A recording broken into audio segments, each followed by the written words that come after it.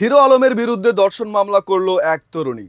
বগুড়ায় বিয়ের আশ্বাসে ধর্ষণ, শারীরিক নির্যাতন ও গর্ভপাত ঘটানোর অভিযোগে আলোচিত ইউটিউবার আশরাফুল হোসেন আলম ওরফে হিরো আলম সহ ৬ জনের বিরুদ্ধে মামলা হয়েছে।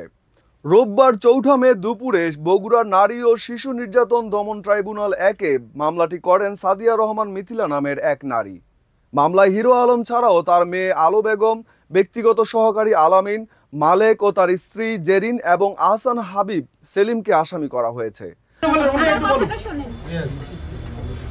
তার যে মা, যার স্বামী, তার তো নিজের মা না, তার যে স্বামী মারা গেছে, আমি ৩২ দিন সেবা করেছি, সে তার ৩ সন্তান আর হিরো আলম তার বাবার কবর ছুঁয়ে বলবে যে আমি বউ না, তাহলে আমি এখানে আদালতের বিচারক আনোয়ারুল হক বাদীর জবানবন্দি গ্রহণ করে তদন্ত করে প্রতিবেদন দেওয়ার জন্য মামলাটি পুলিশের পিবিআই বগুড়া কার্যালয়ের পুলিশ সুপারের কাছে পাঠানোর নির্দেশ দিয়েছেন।